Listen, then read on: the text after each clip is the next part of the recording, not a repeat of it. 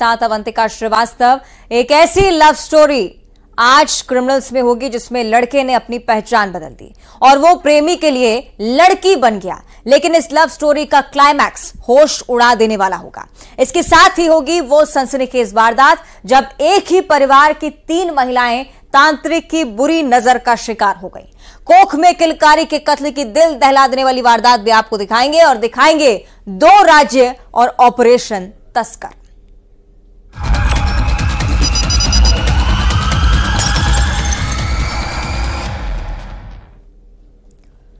प्यार की एक अजब दास्तां। 2 लड़कों के बीच मोहब्बत हुई जिस इश्क में एक लड़का सर्जरी कराकर लड़की बन गया क्योंकि उसके पार्टनर ने कहा था वो लड़की बन जाए तो दोनों शादी कर लेंगे। लेकिन इस लव स्टोरी में एक ऐसा ट्विस्ट आया कि ट्रांस गर्ल पहुंच गई थाने। आप भी देखिए मिनी मुंबई में प्यार का ये पंचनामा।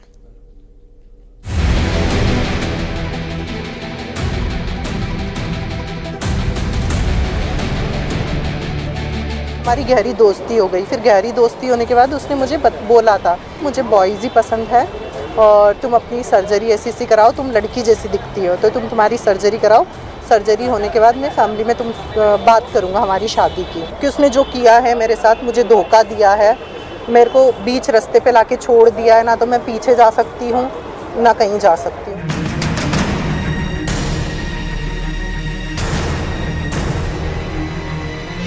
प्यार के लिए बदल दी पहचान।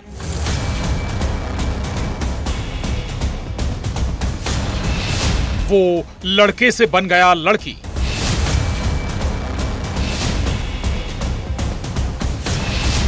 ट्रांस गर्ल की अजब लव स्टोरी। फरेब की हैरत अंगेज दास्तां।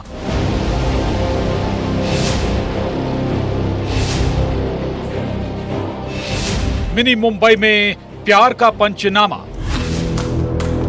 अजब इश्क की ये गजब दास्तां है। ऑनलाइन 2 दिल धड़के, इंस्टाग्राम पर ये मोहब्बत परवान चढ़ी। लेकिन दूसरी लव स्टोरी की तरह इस इश्क में फर्क बस इतना है कि यहाँ एक लड़के को एक लड़के से प्यार हुआ। पहले मोहब्बत और उसके बाद मुलाकात। लेकिन इस कहानी में एक और ट्विस्ट है। कानपुर का वो लड़का शादी करना चाहता था जिसकी मोहब्बत के लिए इंदौर के रहने वाले उस लड़के ने अपनी पहचान ही बदल दी। शारीरिक बनावट बदली, सर्जरी कराई और लड़के से वो लड़की बन गया। उसने उस टाइम अपना ओरिजिनल नाम नहीं बताया था। उसने सोनू ओनू करके अपना कुछ नाम बताया था और फेक इंस्टा आईडी से मेरी बातचीत हो रही थी और उसने मुझे बताया था कि उसे बॉयज़ में इंटरेस्ट है। उस टाइम मेरी सर्जरी कुछ शुरू नहीं हुई थी पर मुझे अट्रैक्शन था बॉयज़ की तरफ। तो हम लोगों की बात शुरू हुई थी।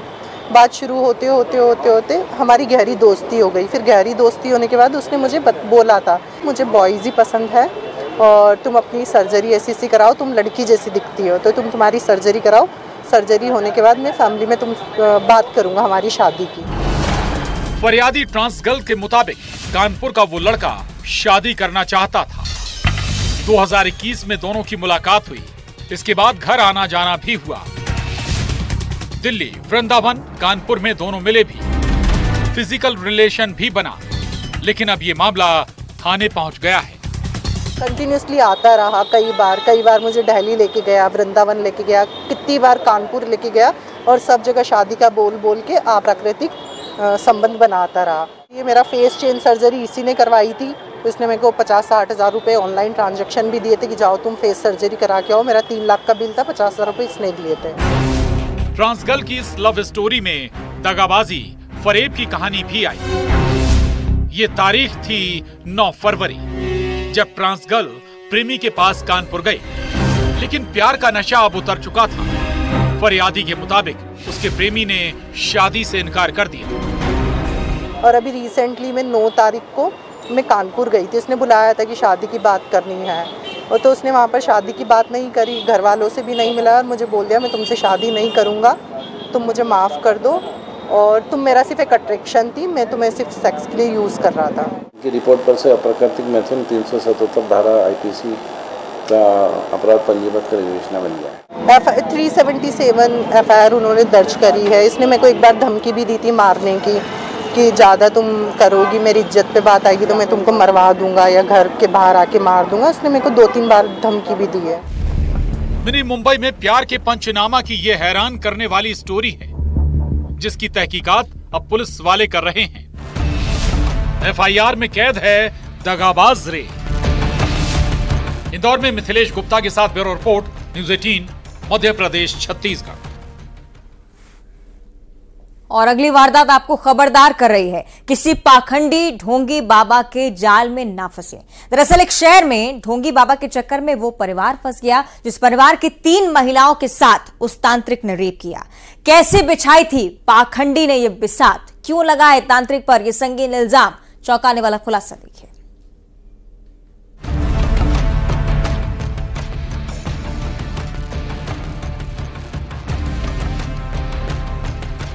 ये एक परिवार के 3 महिलाओं के साथ एक व्यक्ति है जो खुद को राजस्थान का निवासी बता रहा है। उसका नाम है बलवीर बैरागी। उसकी उम्र लगभग 35 साल है। उसके द्वारा पिछले कई दिनों से, लगभग 8 से 10 दिनों से उसके साथ महिलाओं के साथ गलत काम किया जा रहा है।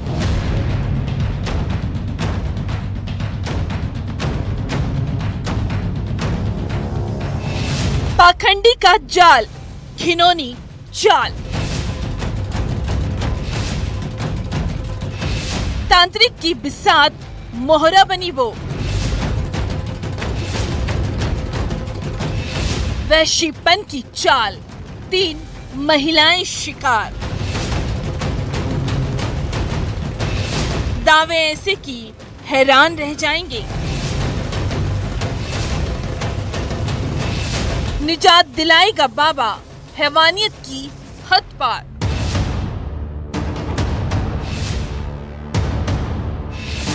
और कलंक कथा, आखिर पाखंडी बाबाओं की दुकानें चलती कैसे हैं? आखिर इनकी घिनौनी चाल कैसे काम करती है? कैसे इनकी बातों की जाल में कोई फंस जाता है? ये वारदात अपने आप में रोंगटे खड़े कर देती है।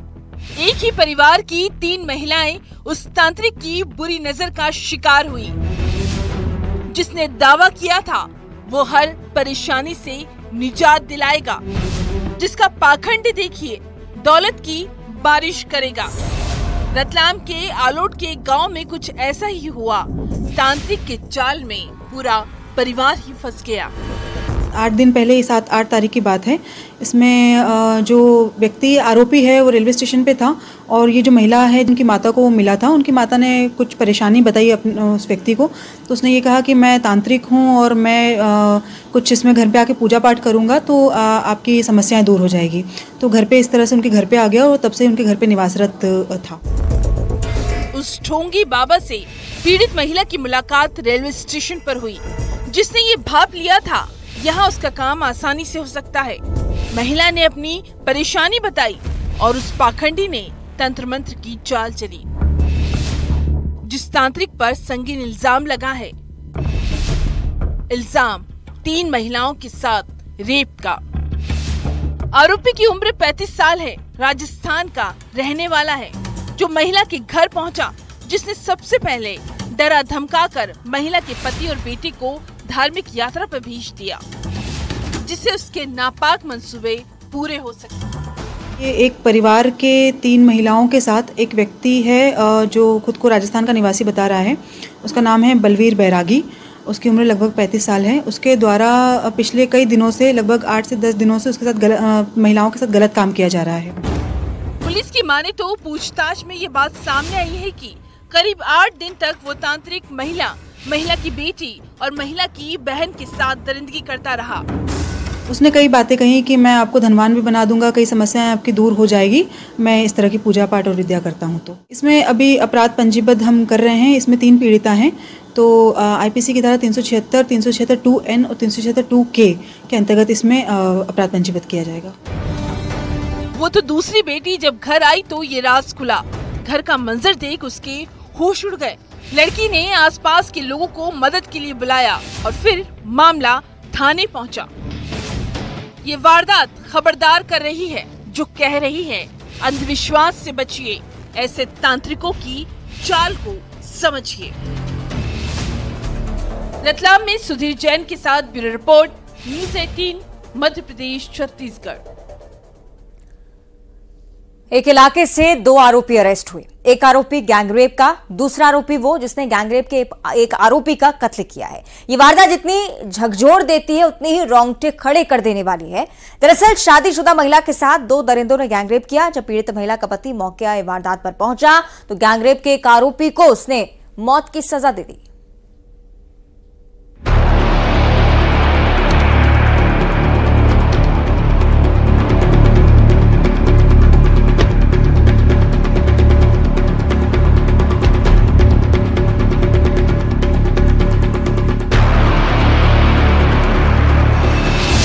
जब रास्ते में मिले शैतान,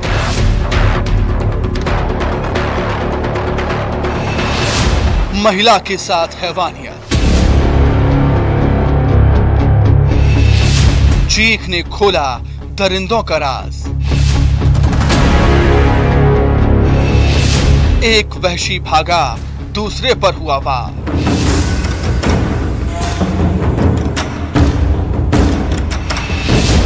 बीवी के अपमान का बदला कत्ल।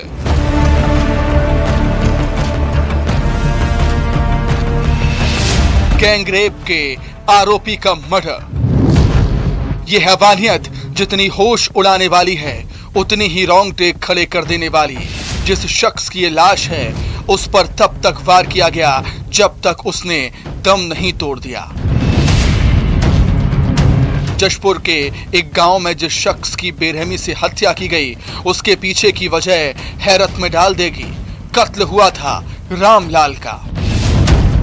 हत्यारे ने तब तक वार किया जब तक रामलाल ने दम नहीं तोड़ दिया। कत्ल के पीछे वजह थी आरोपी रामलाल की हैवानियत और कत्ल करने वाला है महिला का पति। रामलाल पर इल्जाम है गैंगरेप का। जिस महिला के साथ गैंगरेप हुआ, पीड़ित महिला के पति ने गैंगरेप के एक आरोपी रामलाल का कत्ल कर दिया।